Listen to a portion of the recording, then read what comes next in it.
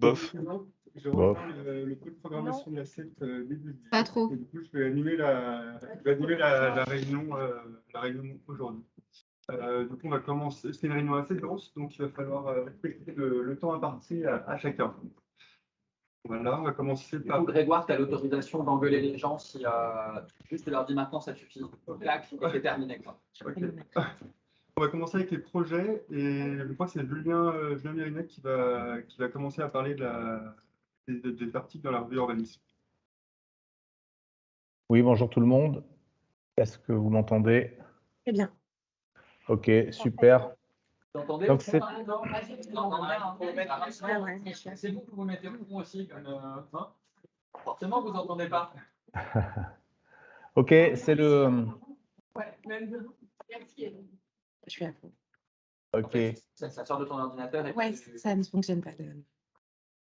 m'entendez-vous? Julien. Ok, donc c'est le cousin de la revue Urbanisme qui vous parle. La revue Urbanisme qui est très très occupée depuis quelques mois et je pense que vous avez pu vous en rendre compte. On est très content. Je vais vous dire quelques mots concernant la situation de la revue et puis ensuite vous parler un petit peu du dernier numéro, mais ça.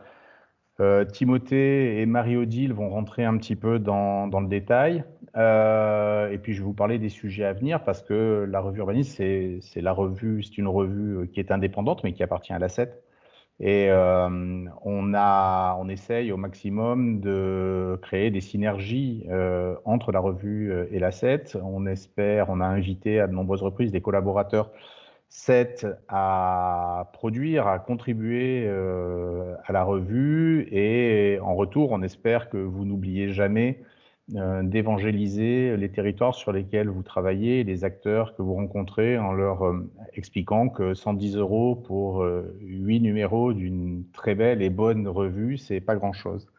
On vient de sortir un numéro consacré au territoire d'avenir, qui est un numéro qui fait énormément parler en ce moment sur les réseaux sociaux, dans le monde professionnel, puisque c'est un numéro qui vient en contrepoint d'une réflexion sur les territoires oubliés. Donc on passe de l'oubli à l'avenir et on met en lumière un certain nombre de territoires surprenants, inédits, et on dessine une géographie de la France un petit peu inattendue. Donc la revue Urbanisme a été convoquée au PUCA pour qu'on explique un petit peu le résultat de ces travaux qui ont été menés avec notre conseil scientifique.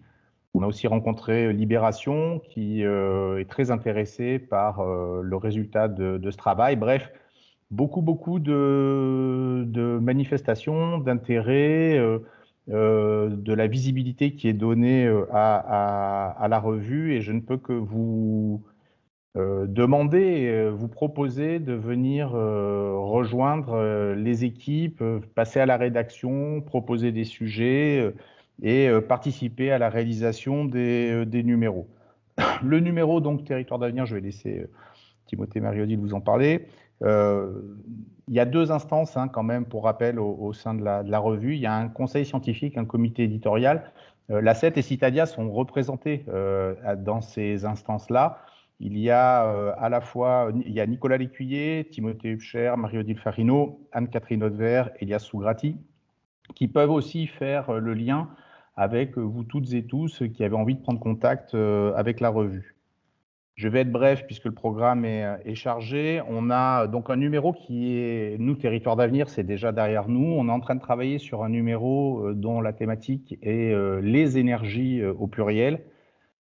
C'est un numéro assez fantastique à écrire parce qu'on a rencontré des contributeurs hyper intéressants. On a interviewé François Gemène, Franck Boutet, Pierre Weltz, Cédric Carl. Enfin bref, on a un panorama. C'est intéressant de se dire que François Gemène, avec l'agenda qui est le sien, en sortant de chez BFM, il est passé à la revue Urbanisme pour faire un entretien croisé avec Pierre Weltz. Ça montre qu'on a quand même maintenant une audience qui est grandissante. Ce numéro, il est pratiquement bouclé. Il sera diffusé aux abonnés mi-novembre. Mais on travaille déjà donc sur 2 numéros pour la rentrée 2023. Un numéro sur territoire, ville et genre. Alors une thématique hyper actuelle, hyper intéressante. Un périmètre pas facile d'ailleurs à définir, mais on a déjà beaucoup de propositions, de collaborations, de contributions sur ce numéro avec des expériences en Autriche, en Espagne, mais quiconque, enfin, parmi vous, toutes celles et ceux qui ont envie de contribuer ou ont des propositions de sujets, d'expériences, de territoires, idéalement, si vous voulez valoriser des missions de la SED, c'est absolument bienvenu également. Et on travaille aussi sur un deuxième numéro, je ne vais pas vous rentrer dans toute la ligne éditoriale, mais donc Territoire, Ville et Gens, c'est pour mi-janvier. Et puis pour mi-mars… Ouais, on est très court. Pardon ? Il va falloir clôturer. Est-ce que tu J'ai peux pas entendu. conclure, Julien? Je conclus et on a juste un numéro qui est prévu pour mars 2023 donc, et dont la thématique sera la prospective rattrape-t-elle la fiction. Donc là, une réflexion peut-être un peu plus débridée, un peu plus ouverte et avec un numéro spécial qui sera qui sera réalisé en collaboration avec le magazine Technicart. Donc voilà, l'urbanisme vit bien, vit fort, et on a besoin de vos retours, de vos contributions et d'abonnés. Donc, n'hésitez pas à faire passer le message autour de vous. Merci. Merci Julien. On va passer maintenant à l'intervention de Marie-Odile sur l'article justement dans la revue Urbanisme. Elle est là ou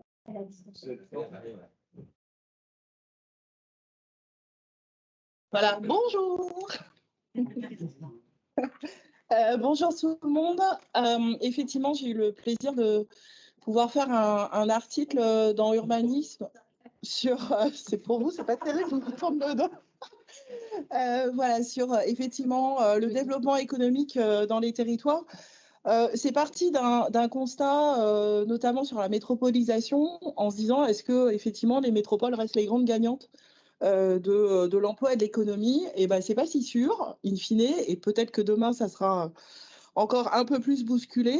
Notamment, on a eu effectivement la crise sanitaire qui a eu des conséquences structurelles assez profondes. Notamment grâce au quoi qu'il en coûte, et du coup on a pu amortir aussi dans beaucoup de territoires les dégâts que ça aurait pu faire. Alors c'est vrai que les métropoles, elles restent quand même, je dirais, les plus gros pôles générateurs d'emploi, hein. On est à peu près sur les 17 zones d'emploi les plus métropolitaines. On réunit à peu près 36% à 40% des emplois au total au niveau de la France. On a effectivement un modèle de croissance qui est plutôt passé pour toutes les métropoles par la tertiarisation des emplois, notamment avec une recherche systématique d'avoir des emplois métropolitains supérieurs, et de ce fait avec une concurrence y compris entre les métropoles, puisque pas mal de métropoles ont aussi visé le même type d'emploi, le même type de fonction, etc. La question qu'on s'est posée aussi au travers de cet article, c'est est-ce que, in fine, on peut être attractif, un territoire attractif, dynamique en termes d'emploi et d'entreprise, mais est-ce que ça veut dire systématiquement d'être en concurrence avec d'autres territoires ou pas? Donc, on est parti vraiment de ces constats pour se dire, les choses bougent. On voit dans les territoires, on a des territoires, y compris chacun dans nos missions et dans vos missions, vous pouvez le constater. On a parfois des territoires ruraux, périurbains, des villes moyennes, des petites villes de demain qui ne se portent pas si mal que ça pour certaines en matière d'emploi. Et est-ce qu'on ne doit pas avoir une nouvelle lecture de ce qu'on appelle l'économie territoriale? Et ça fait quand même aujourd'hui une dizaine d'années, et plus récemment depuis 2017-2018, qu'on a un certain nombre d'économistes. Il n'y en a pas tant que ça à cette échelle-là qui travaillent, mais qui ont pas mal fait bouger les lignes. En fait, on a trois grands facteurs aujourd'hui. On considère que pour comprendre l'économie d'un territoire, il faut s'intéresser à trois grands facteurs d'attractivité. Ce qu'on appelle l'effet macroéconomique. Ça, c'est la santé globale, effectivement, du pays, hein, l'effet national. L'effet structurel, c'est effectivement lié à la spécialisation sectorielle de l'emploi dans tel et tel territoire, et l'effet local. Pour vous donner une idée de à quoi ça correspond, donc l'effet local, on va retrouver tout ce qui est à la main, vraiment des acteurs publics, privés. Ça, bien sûr, c'est aussi l'emploi, c'est aussi le logement, c'est aussi les réseaux d'entreprises, l'animation, la qualité de vie, le cadre de vie, etc. Donc tout ce qu'on a autour du développement territorial. Et pour vous donner quelques références, si on regarde les secteurs industriels, dans l'industrie, l'effet macro joue quand même beaucoup, parce que c'est un peu plus de 50%, on est à 52% d'effets macroéconomiques, 10% d'effets structurels, ce qui est assez faible aujourd'hui, et donc ce qui nous laisse quand même 38% pour cet effet local qui est plutôt à la main des acteurs publics et privés, et sur lequel ils n'hésitent pas à agir. Donc, alors attention, là aussi, l'effet local, c'est pas le même partout, donc ça nécessite effectivement de bien regarder les différentes situations qui restent très contrastées en termes au niveau des zones d'emploi. Ce qu'on peut voir aussi, et là les chiffres commencent à être mis sur la table et à être intéressants, c'est qu'en 2021, on a France Stratégie qui avait sorti une étude qui montrait que sur les 30 zones d'emploi les plus touchées pendant la crise du Covid, seules 8 zones d'emploi étaient très fragiles avant la crise. Donc on a la crise qui a été plutôt bien amortie, en tout cas, notamment dans des zones d'emploi, y compris qui étaient dans les zones d'emploi les plus fragilisées par rapport aux métropoles qui ont beaucoup plus souffert pendant le Covid et qui ont mis beaucoup plus de temps aussi, en tout cas, à retrouver une croissance d'emploi qu'elles avaient avant. Une petite citation, je trouve, qui est inspirante aussi, c'est voilà, l'économiste prof d'université à Poitiers, Olivier Bouba-Olga, qui disait déjà en 2019, d'ailleurs, qu'il n'y a pas de fatalité de non-développement des territoires et que les territoires aujourd'hui en difficulté peuvent être les prochains territoires des ressorts de demain. C'est vraiment ça aussi l'objectif qu'on avait au travers et qui était piloté au travers du numéro d'urbanisme, qui sont les territoires d'avenir, c'est vraiment de bousculer un peu les schémas classiques qu'on a. Et par exemple, à Agen, si vous regardez sur un certain nombre de territoires, il n'y a pas de fatalité au développement des territoires parce qu'il y a le groupe 7. Parce qu'il y a le groupe 7, effectivement, mais pas que quand même. C'est tombé dans tes rangs, mais c'est pas grave. Exactement, mais ça aurait pu être, c'est peut-être dans nos valeurs ou dans nos, je sais pas, ou bon. En tout cas, voilà, c'est par exemple à Agen, un exemple qu'on a mis aussi dans l'article, à Agen, qui est quand même pas, bon, ok, qui fonctionne pas trop mal, mais enfin, on n'en parle pas non plus tous les 4 matins d'Agen. Il y a les acteurs publics et privés qui avaient des gros problèmes de recrutement, notamment les entreprises, et notamment dans tout ce qui était informatique, etc. Ils se sont mis ensemble, et en 2015, ils ont créé une école. En tout cas, ils ont été à l'initiative de la création d'un groupe qui s'appelle le groupe AEN aujourd'hui, pour effectivement former la population locale et être en réseau beaucoup plus rapproché avec les entreprises du territoire. Et ça a fait un peu boule de neige parce que AEN, depuis, ils ont créé 6 autres écoles, notamment dans des villes moyennes, comme Foix, comme Pamiers, voilà, des villes où on se dit, tiens, oui, il se passe. Alors là-bas, ils se moquent, je pense, ou ils racontent des choses. Non, je ne sais pas. Voilà, donc ça, c'est effectivement ce qu'on souhaitait passer comme message au travers de l'article. Et puis également le fait qu'on avait des signaux, nous, dans toutes nos missions, dans les missions qu'on fait, on a pas mal de signaux faibles et de signaux forts qui nous reviennent de nos missions. Bien sûr, le mouvement de réindustrialisation dont on a déjà parlé, mais qui a été amplifié par la crise, l'évolution des modes aussi d'organisation et du travail, Alors oui, il y a le télétravail. On considère qu'aujourd'hui, on est retombé à un taux à peu près de 20%, entre 20 et 25% de télétravail en moyenne, hein, au niveau national, et que effectivement, ça semble un acquis assez définitif qu'on restera sur, à minima, ces taux entre 20 et 25%, qui conduit là aussi à rechercher un cadre de vie un peu plus attractif, notamment pour un certain nombre de salariés, etc. Et ce qui a expliqué aussi, alors on ne parle pas d'exode rural, hein, pas là, voilà. Est-ce qu'on peut conclure, s'il te plaît? Ouais. Merci beaucoup. Et du coup, juste aussi par rapport à ces évolutions du travail, on parle beaucoup du télétravail. Il ne faut pas oublier aussi qu'on a des évolutions fortes depuis quelques années, notamment sur la baisse de l'emploi salarié et la montée de tout ce qui va être entrepreneurial, etc., avec pas mal d'installations justement dans les villes moyennes, dans les petites villes de demain, etc.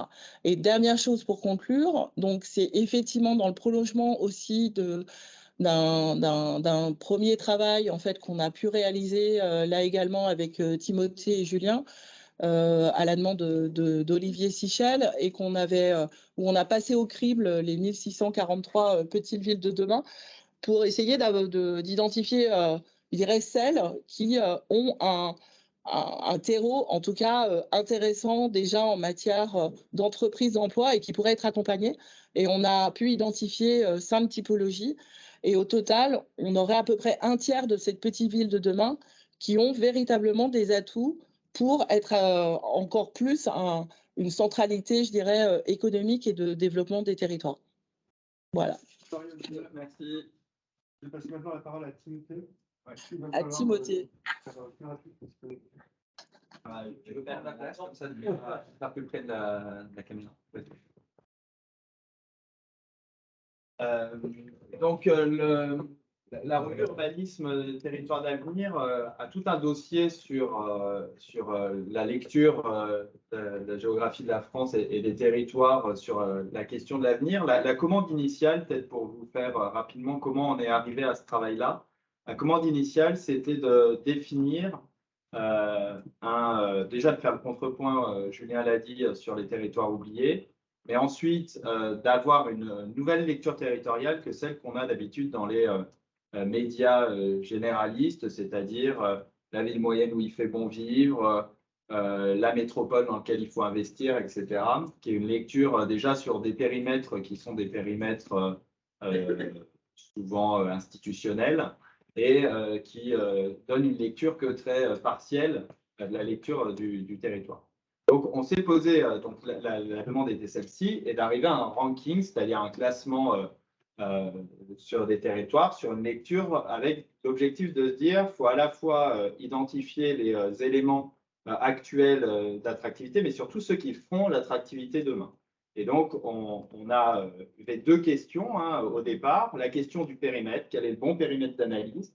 Et dans une analyse territoriale dans laquelle on voulait croiser les questions de formation, les questions de grandes infrastructures, on s'est posé la commune ou même l'intercommunalité, qui sont des découpages institutionnels, ne répondaient pas vraiment aux éléments. Et donc, on s'est basé sur une échelle de la zone d'emploi. Il y a 287 zones d'emploi. Ça permettait aussi, puisqu'en fait, le périmètre des zones d'emploi a été revu en 2020. Ça permettait par l'INSEE, ça permettait d'avoir un périmètre assez, assez récent, qui ne sera pas remis à jour tout de suite, et qui permettra, si on avait envie, de revoir l'analyse, par exemple, dans 2-3 ans, pour voir ce qui avait bougé. Tu peux passer à la suivante. Ensuite, on s'est questionné sur les indicateurs. Quels sont les indicateurs, globalement, qui définissent l'avenir, et comment on analyse ça? Alors, on aurait pu faire un classement global avec énormément d'indicateurs. On a choisi 35 et on a choisi de les décliner selon 4 piliers, 4 entrées, en fait, de 4 points de lecture. Donc, le cadre de vie, tout ce qui est lié à la santé. Il y a des indicateurs sur l'accessibilité aux médecins généralistes, à la culture, aux espaces verts, la surface végétalisée par habitant, les questions de mobilité durable, et notamment le nombre de mètres de pistes cyclables par habitant également, et puis des questions de prospective climatique, Demain, c'est combien de temps les vagues de chaleur qu'on appelle canicules, il y en aura combien par an sur le territoire, quels vont être comment dire, les grands moments en fait, climatiques difficiles, les risques qui sont associés. Donc, à la fois les vagues de chaleur, comme je le disais, à la fois les épisodes pluvieux exceptionnels, et combien il y en aura de plus, le nombre d'équipements. Donc, vous voyez, c'est tout ce qui fait que le territoire sera vivable demain. C'était un peu l'entrée. C'est un cadre de vie. Ensuite, sur économie et vie locale, dans lequel on a analysé l'emploi, l'accès à la formation.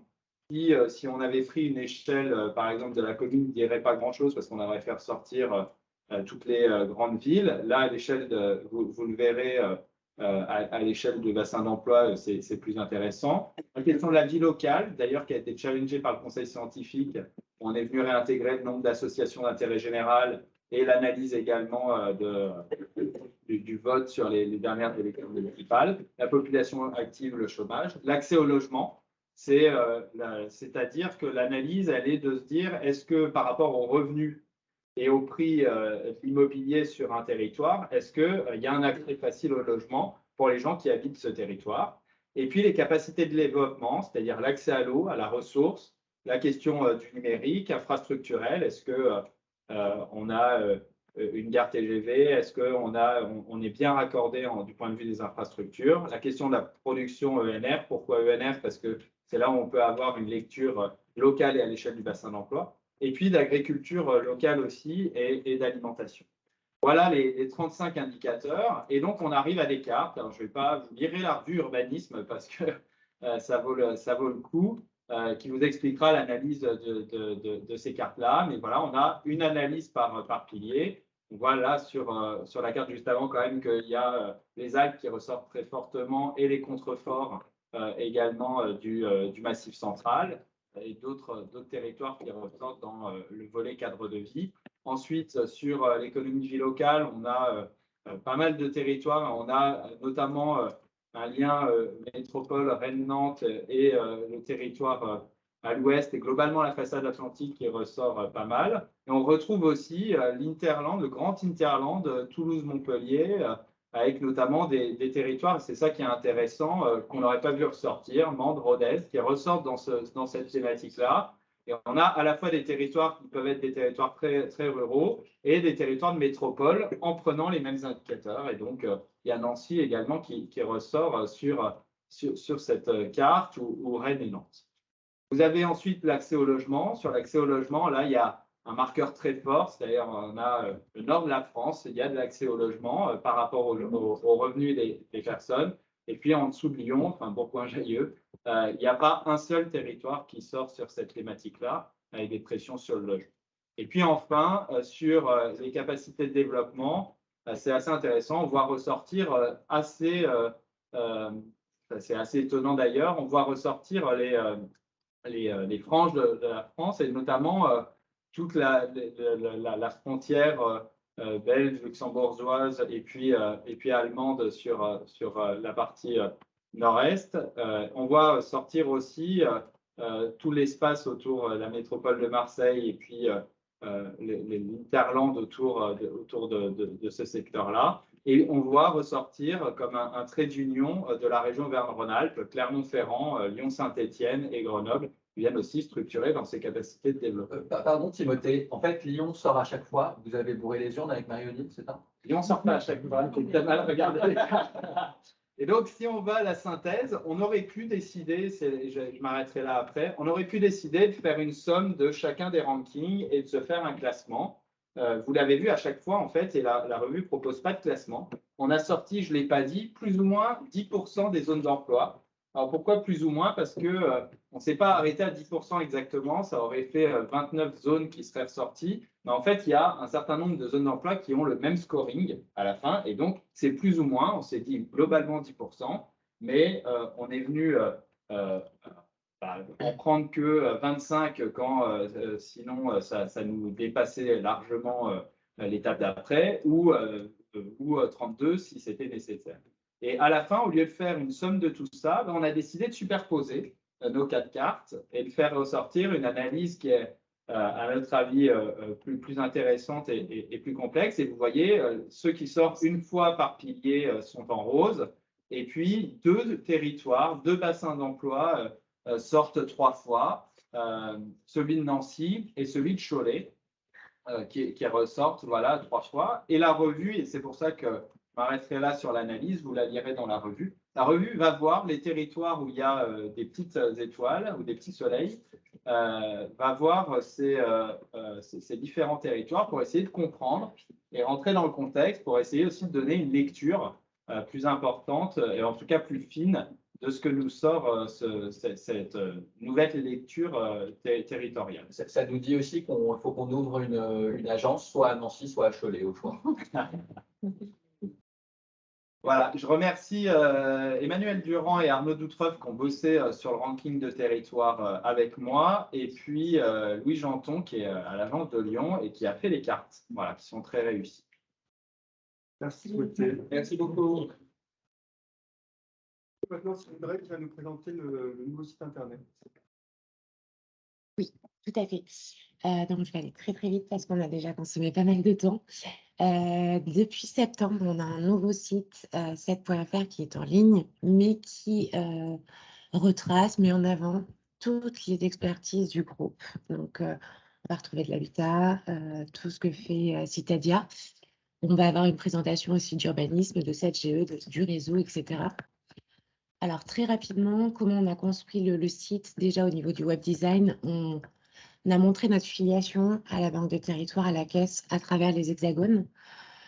On a fait beaucoup d'illustrations, notamment pour les pages expertise de mémoire, qui sont faites donc à la main pour un caractère assez unique et qu'on pourra changer au fil de l'eau. On est parti vraiment sur l'idée d'un site responsive, c'est-à-dire qu'il est accessible sur tous les supports, tablettes, mobiles, PC, etc. Et sur la navigation, on a essayé de mettre en place une navigation vraiment facilitée à travers déjà le méga menu qui permet de retrouver facilement les éléments qu'on recherche.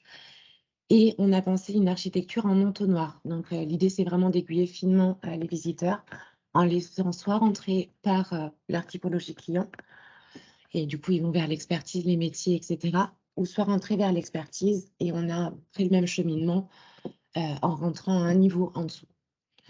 On a un mur sous format moteur de recherche pour donner de la visibilité à nos actualités, donc que ce soit nos productions à travers nos livres blancs, nos articles, etc., que nos participations à des événements, nos communiqués de presse, et j'en passe.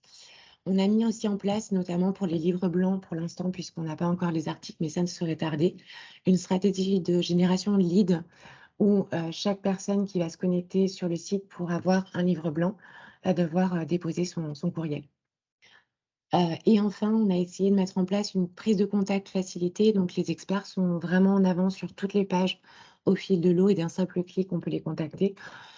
Idem pour les directeurs territoriaux qui sont facilement identifiables sur une carte interactive. Donc, je vous invite à visiter le site. On est vraiment en gestion totale côté service com pour le back-office. Donc, n'hésitez pas à nous faire remonter vos souhaits d'évolution et les ajustements auxquels vous pensez. On pourra les retravailler. Je pense qu'on peut vraiment applaudir Audrey parce que ça a été un énorme.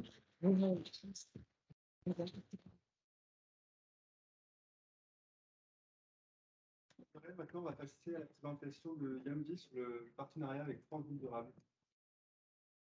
Bonjour à tous, vous m'entendez? C'est bon. Ok. Bonjour. Alors, sous l'impulsion de Romain Lucaso, la CET est en train de développer des partenariats avec des plateformes de réflexion ou de laboratoires d'idées consacrés aux politiques publiques pour valoriser les savoir-faire du groupe CET et de la revue d'urbanisme. Notre premier partenariat a été conclu avec France Ville Durable. Pour ceux qui ne connaissent pas cette structure, France Ville Durable se présente comme un lieu d'appui à la mise en œuvre des expertises et savoir-faire français en matière de villes durables. Et à partir de sujets d'intérêt général, cette structure définit annuellement un programme de travail en faisant appel à ses adhérents. Les membres de France Ville Durable sont des représentants de l'État, comme l'ADEME, l'ANRU, l'ANA, ANCT, Business France, etc. Des représentants de collectivités, Angers, Bayonne, Bordeaux Métropole, Caen, Normandie, des représentants du monde de l'entreprise comme Suez, EDF, Enedis, Bouygues et Vinci, et enfin des experts comme l'ACET, Syntec Ingénierie, FNAU, etc. Maintenant, je vais vous présenter quelques actions communes prévues dans notre contrat.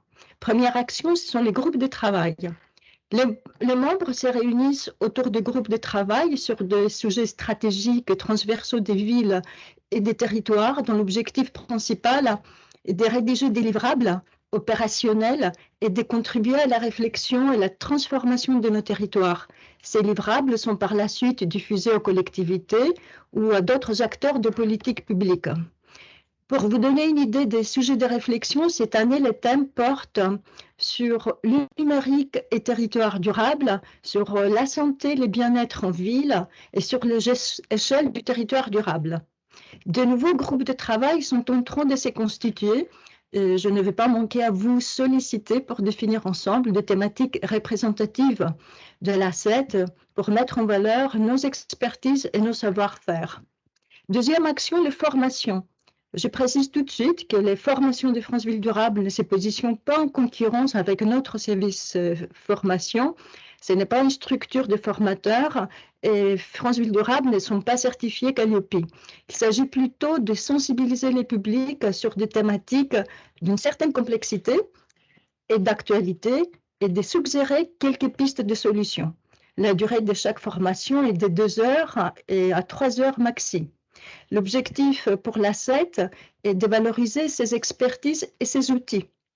L'ACET vient de proposer une intervention sur les commerces et leur fonction centrale dans les villes en termes d'attractivité.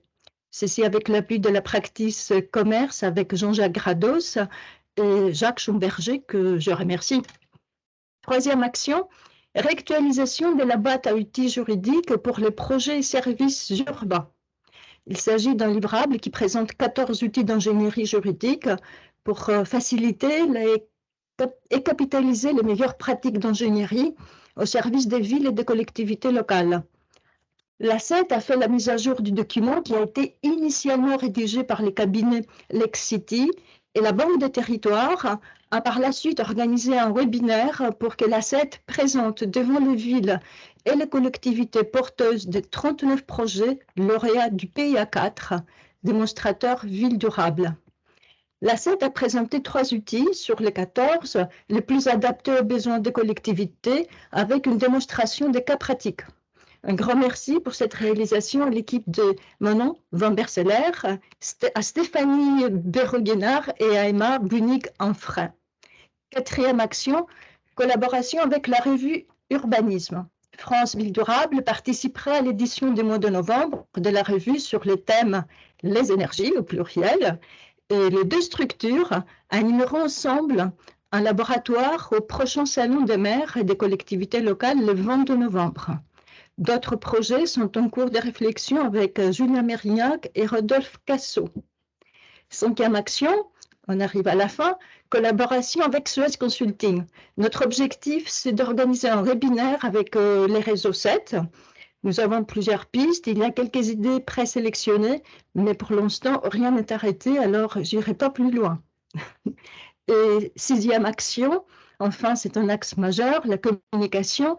En termes de communication, notre objectif avec Audrey Van Ezel est de définir une stratégie de communication pour renforcer notre visibilité mutuelle au-delà des communications que nous faisons sur nos travaux et nos interventions spécifiques. C'est un vrai chantier à exploiter et je vous remercie beaucoup. Merci Amélie.